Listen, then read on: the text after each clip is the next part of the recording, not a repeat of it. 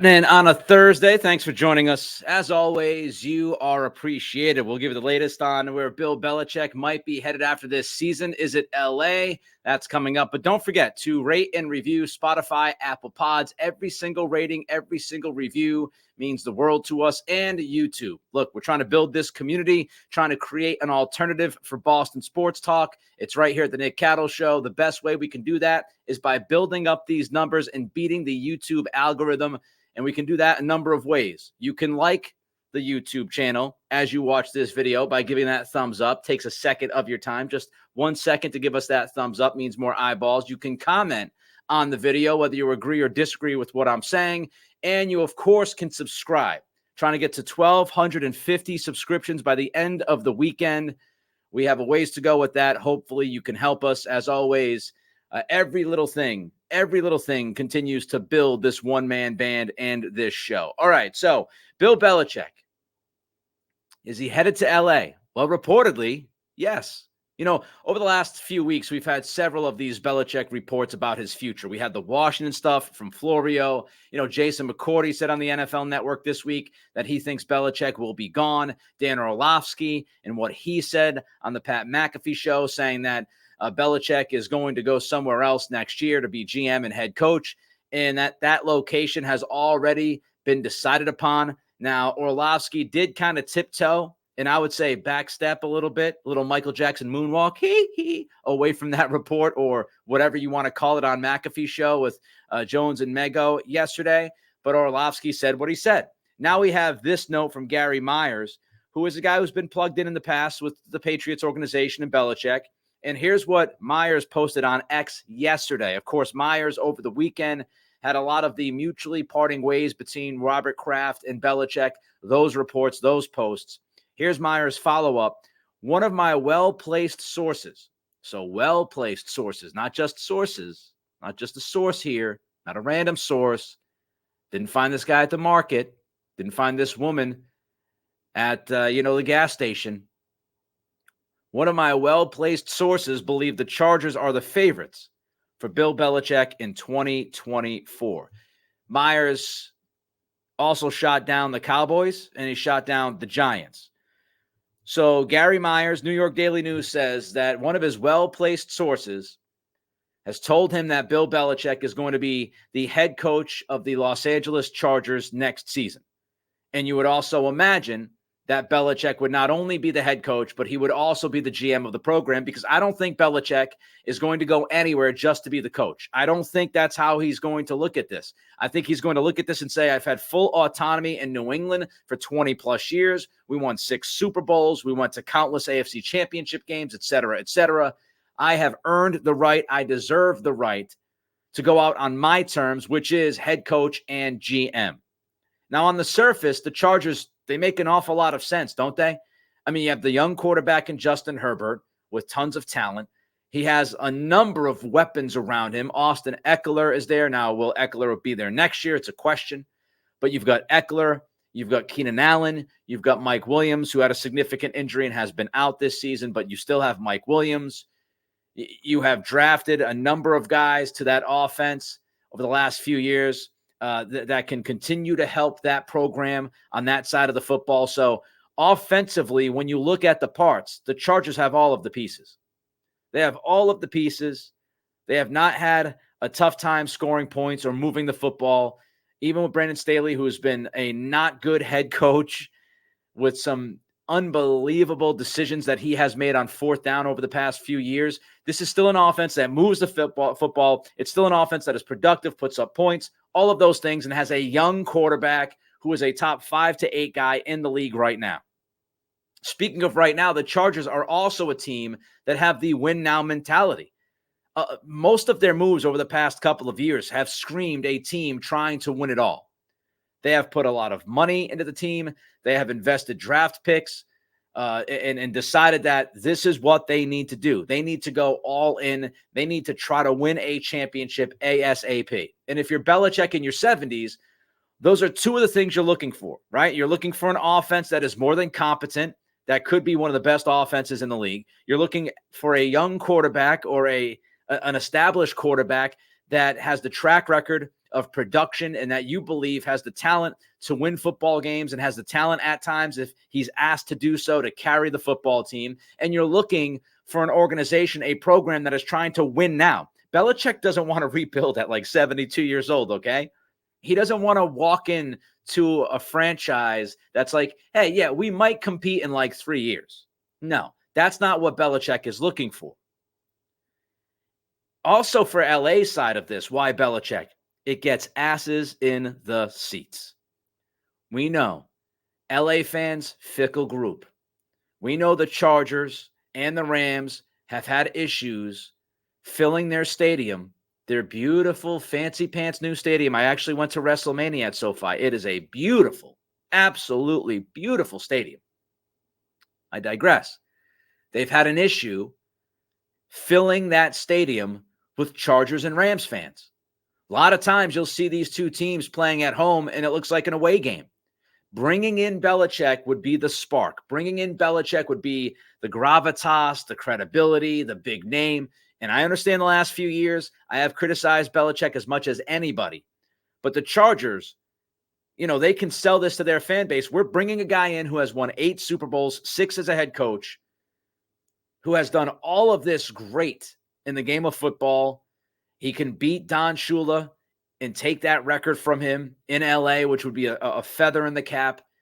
And he would get asses in the seats, season tickets to come out and watch Bill Belichick. So it makes a lot of sense for the Chargers organization. It also makes sense if Belichick wants to try to stay away from the Patriots stuff out of respect or whatever, then, going to the AFC West would make sense. It's in the same conference, but, the Patriots played the AFC West this year. They're playing the Chargers later on this season. So they've played that division this season. So, aside from some funky NFL scheduling, and they might play some games because Belichick goes to the Chargers, they're going to try to squeeze that Chargers-Patriots matchup in there, of course. But you don't have to see the Patriots every year. You might not have to see the Patriots for the next 2 or 3 years. And who knows how long Belichick wants to coach for. Belichick might look at this as a 2 to 3 year window. Belichick might never have to face the Patriots ever again if he goes out to the Chargers, which is, if he respects what happened here in New England and he respects Robert Kraft, he might go the antithetical route that he did when he left the Jets, right? He left the Jets. He went to the Patriots. He loved playing the Jets twice a year. He doesn't even like mentioning the Jets by name. This would be different. If Belichick went to the Chargers, he'd be going into a different division, wouldn't have to face the Patriots an awful lot, and wouldn't have to face those questions, wouldn't have to talk about what he built here. He could focus on the Chargers. You could just see Belichick saying that at the first press conference. Hey, Bill, how do you feel about your time in New England? I'm on to the Chargers. You could hear it. You could see it. So that makes a lot of sense. The Chargers, 17th, if you're wondering, in cash spending this year. A lot of people say that the Chargers are cheap. Well, as far as cash spending on the roster, they're not nearly as cheap as the Patriots. The Patriots this season, 31st in the NFL in cash spending. So Belichick might look at this and say, yeah, the Chargers aren't going to spend the money that some other teams do, but the Chargers are going to spend more money than the Patriots do. So that will give me more ammo to maybe make the moves that I want to make. I'm not telling you that Belichick has made the right moves. Obviously, he has made lots of bad moves the last few years. And I'm not putting this all on Robert Kraft's plate. He is absolutely part of the story. Cash spending is part of the story. But as I've covered here before on this show, the allocation of resources has also been a major issue, and that is on Belichick. But Belichick, look, he's going to try to see this thing from his point of view, and he's going to look at this and say to himself, yeah, I'm going to have more money to spend. I'm going to have a top quarterback with weapons, a team that wants to win right now, a fan base that is hungry, that will love me.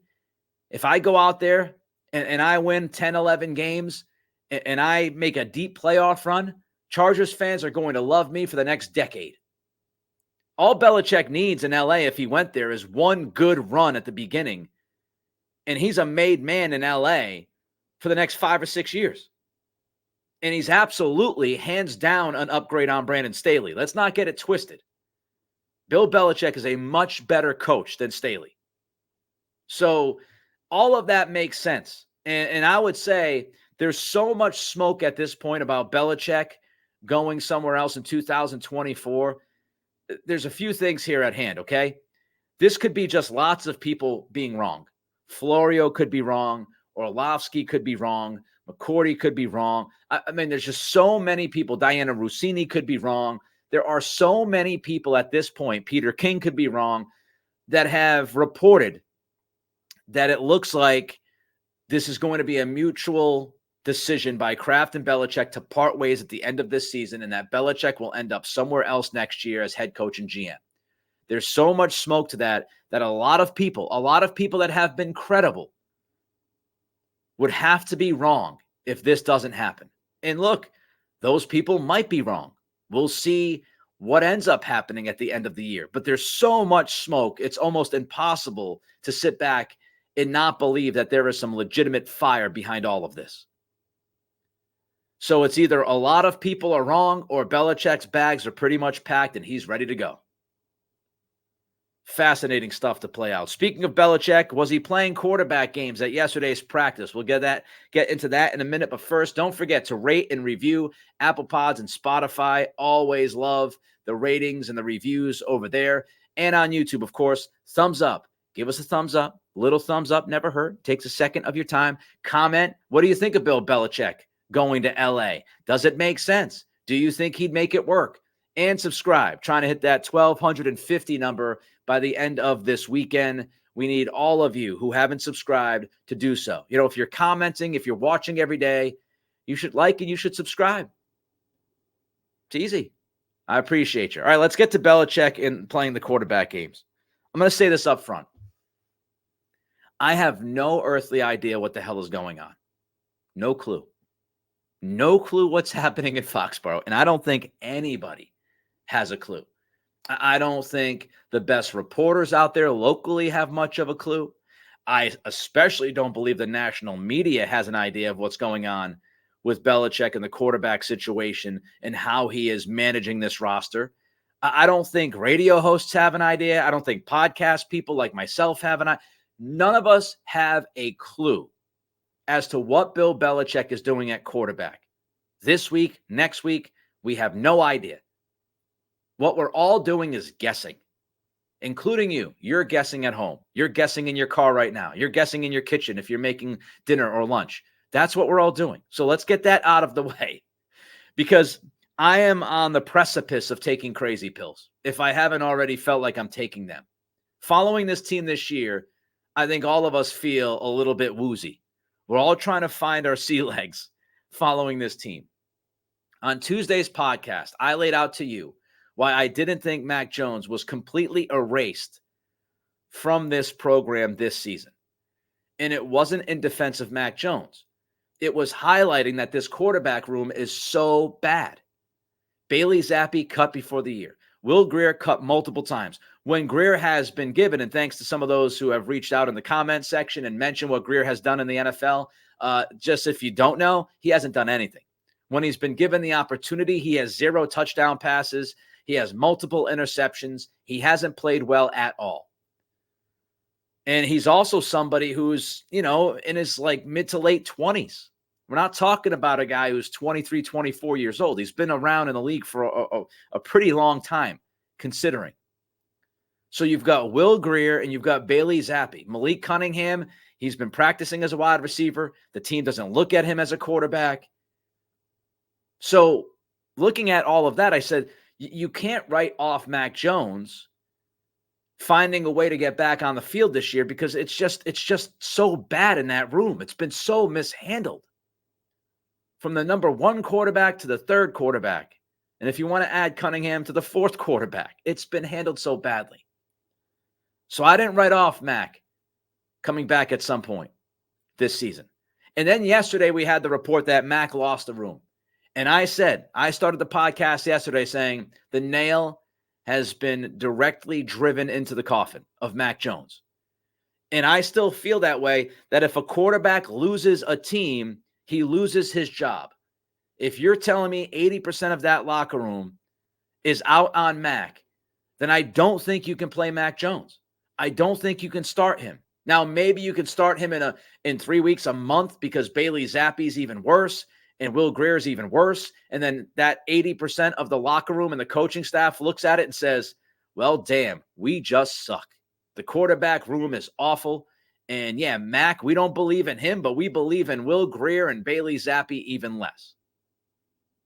But it's tough to believe that Mac Jones would start for this team again this season if 80% of the room is out on him. But maybe Bill Belichick doesn't feel that way. Bill Belichick certainly doesn't care about what I say. He doesn't care about what you think. He cares about what Bill Belichick thinks. Maybe Bill Belichick doesn't even care about what the players think. Now, I know it's absurd. And again, we're throwing stuff up against the wall and trying to guess as to what's going to happen with the most critical position on this team, which is absolutely crazy because it's week 11. But Wednesday's practice, yesterday's practice, the anticipation, the expectation was that Mac Jones would not be taking the reps with the ones, that it would not be business as usual.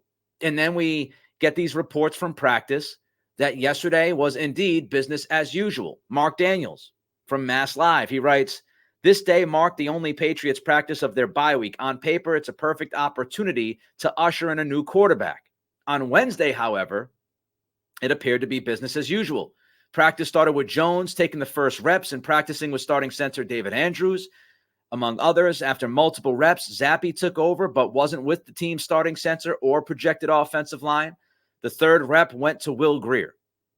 After this drill, quarterbacks had position drills where they threw to receivers. Once again, Jones took the first reps, throwing to the team's projected starting receivers. Zappi and Greer once again rotated after Jones. Historically, these early reps do indicate who the Patriots view as their starters. Unless Belichick was trying to fool the media, it looked like the team was not preparing to make a change at their starting quarterback position. I don't know.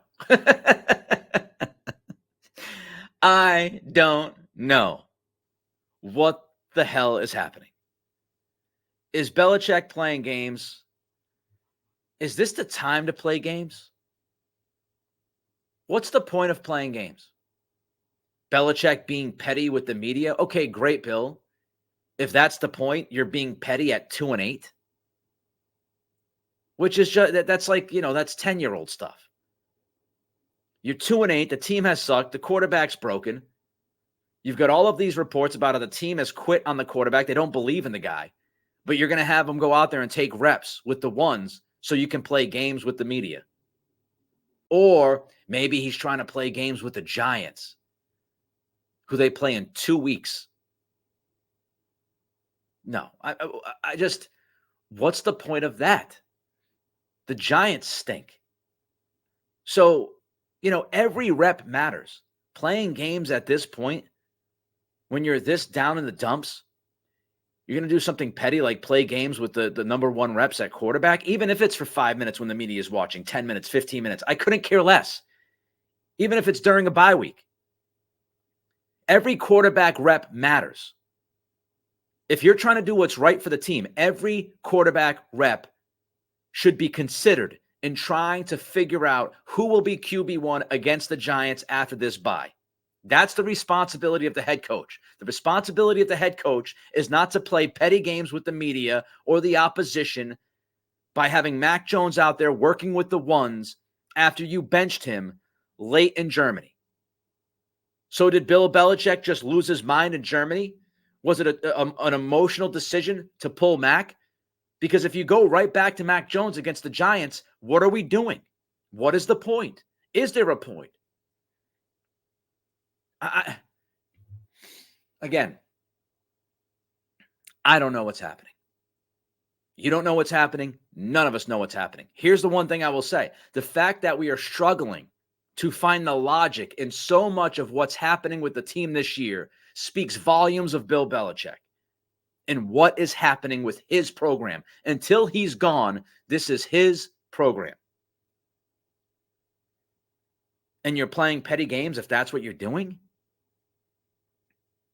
Get Greer and Zappi some reps with the ones. See if they can figure things out. I mean, is Belichick trying to prove a point to somebody? These are the questions I'm left to ask. And yes, some of them are silly. Some of them are questions that I would never ask. But you know what? Ridiculous things that are playing out result in ridiculous questions being asked. I don't want to ask these questions. You think I want to ask if Bill Belichick is screwing around with his quarterback rotations during the bye week at practice to prove a point to somebody? You think that's something that I want to dig deep into? I'm just trying to figure out what is going on here. So is Belichick trying to prove a point? Is he trying to prove a point to the team? You know, he sees this report. He hears that coaches are talking to the media and players are talking to the media about how Mac Jones stinks and how they're out on him and they don't believe in him. Is this Bill Belichick telling the team and the coaching staff, we have to stick with Mac Jones? This is my decision. I don't care if you run to the media. I'm going to do things my way. Is that the point? Is this Belichick making a point to Robert Kraft? Hey, you want me to play Mac Jones or you love Mac Jones? I'm going to prove to you that Mac's not the guy. So now I'm going to continue to play Mac Jones to prove to you that he's not the guy. Again, I'm left to ask these questions because it's so dumbfounding what they're doing. Is this to prove a point to Mac? You can't run away. You can't escape. You got to find that resolve within you. You need to respond to your teammates speaking to the media. You need to respond to this coaching staff that has apparently some of them quit on you. I don't know. I will say if Mac Jones plays against the Giants, we just need to stop talking about Will Grier and Bailey Zappi. Like, if those guys can't get on the field at this point, Mac Jones is your quarterback for the remainder of 2023. That's the only thing I could take from it. I mean, what else has to be done? What more do we need to see to not have Zappi or Grier start a game against a bad team like the Giants? This would be the perfect time to go to Zappi or Grier to see what they have because the Giants suck. If they can't get an opportunity to play against the Giants, to start against the Giants after a bye week, you've got 2 weeks to prepare for a terrible team. After what we saw on Sunday, everything would line up. Everything would tell you that this would be the point that you bench Mac and you start somebody else. If they don't do that, it says a lot more about the rest of the quarterback room than it says about Mac Jones. There's no hope. I'm not talking about Zappi or Will Grier for the rest of the season if neither of those guys start against the Giants because it's a waste of breath. And this goes back. The fact that you still have Mac taking the reps with the ones after what we've seen, after the reports that have come out, the fact that you're still having Mac take these reps, unless, again, you're being petty and playing ridiculous games, which would be an atrocious thing. But if you are genuinely having Mac take these snaps, it goes back to Bailey Zappi and not pulling the trigger on a backup quarterback sooner. Zappi was bad in camp. You didn't do anything. Zappi was bad in the preseason. You didn't do anything. Then right before the year, you decided to release Zappi with no backup plan. You scramble, you bring in Matt Corral. That flames out quickly. You bring in Ian Book. That flames out even more quickly. So then you take a shot at Will Grier. I mean, for the people wanting to talk about Will Grier, let's look at this. Will Grier was only an option when the Patriots decided that Bailey Zappi, Matt Corral, and Ian Book weren't the guys. Will Grier was their fourth pick of the litter to possibly be the backup quarterback for this team. So because you let things continue in July, actually in June, mandatory minicamp, you let things continue in June, you let them continue in July, you let them continue in August. And here we are. I mean, again, how do we not feel like we're taking crazy pills at this point? The quarterback crap, Jack Jones, and how he handled Jack Jones and then finally cutting him. But J.C. Jackson's back at practice. The wide receiver handling, Jalen Reagor plays a ton of snaps 2 weeks ago, then can't get on the field against the Colts.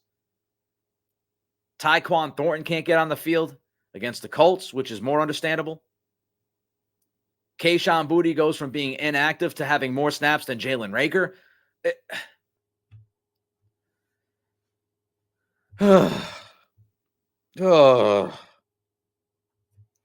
If you can figure it out, the Patriots should pay you $5 million a year to be a consultant.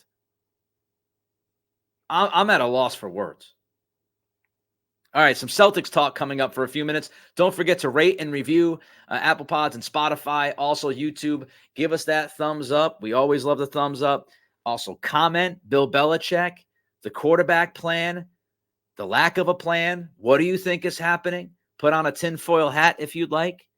Comment and subscribe. Trying to get to 1,250 subscriptions by the end of the weekend. All right, so some quick thoughts on the Celtics before we slide out of here on this Thursday. A great win in Philadelphia. A fantastic win in Philly.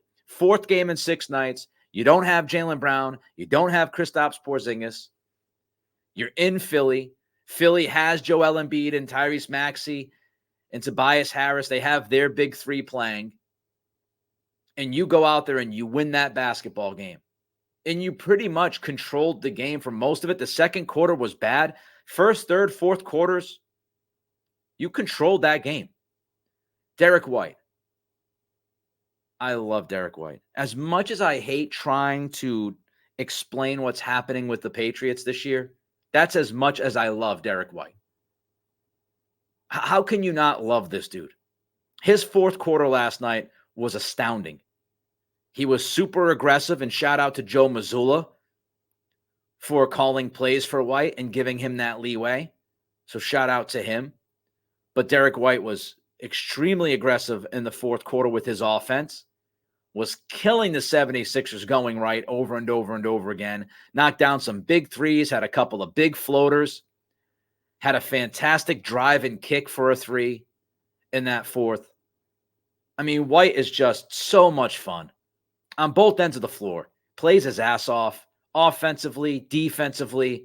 Defensively, the stats were bananas last night with his individual defense and the possessions he played against the guys he played. The best thing about Derek, he just always seems to make the right play. I mean, how many times do you watch Derek White play a game and ask yourself, what was Derek thinking in that moment? Hardly ever. Always makes the right play. Love that dude. Love Big Al. How can you not love Big Al? He played great last night. Found his 3-point shot a little bit. Knocked down 3 or 4 threes, which was nice to see. He was tremendous defensively. He played better against Embiid last night than he played last week against Embiid. I said it on the pod that I was surprised that, Horford didn't play Embiid as well as he usually does last week in Philly. Well, last night, he was doing Al Horford things against Embiid. Embiid is super uncomfortable against Al. Al defends him fantastically. Al had 5 blocks, his help defense, rim protecting, the emotion, blowing a kiss to the people talking garbage. I mean, last night, Al Horford doing what he did to win a game in Philly in front of that crowd that boos him for no reason whatsoever, without Jaylen Brown and Kristaps Porzingis, that was the chef's kiss. Love Big Al flexing on him. Tatum's fourth quarter, it's like that song, Closing Time. It was closing time. Second straight game where Tatum was not at his best through like 3 quarters, and then all of a sudden, dude walks into the fourth quarter and says, "Okay, it's time to shut things down here. Time to shut things down. Time to take care of business. I'm gonna show up in a big fourth quarter. That's what I'm gonna do because I'm Jason Tatum. Celtics have me, you guys don't. So Tatum again with the fourth quarter. Drew Holiday much more aggressive. His rebounding has been excellent this year. That dude is a guard who plays like a 4. And I know we said that about Marcus Smart, but Holiday is like that next step from Smart. It's a great win. Everybody chipping in. Everybody giving you something. Keep stacking these kind of professional, impressive wins. It's only going to help you in the postseason. All right, that'll do it for the show today. Again, Spotify, Apple Pods, rate and review on YouTube. Don't forget to like, comment, and subscribe. We'll be back tomorrow, a Friday edition of the show. Spread our wings a little bit, some more Patriot stuff, but we don't have a game to preview, thank God. So we'll do a lot of that tomorrow. Any breaking news will be all over it. Until then, it's the Nick Cattle Show.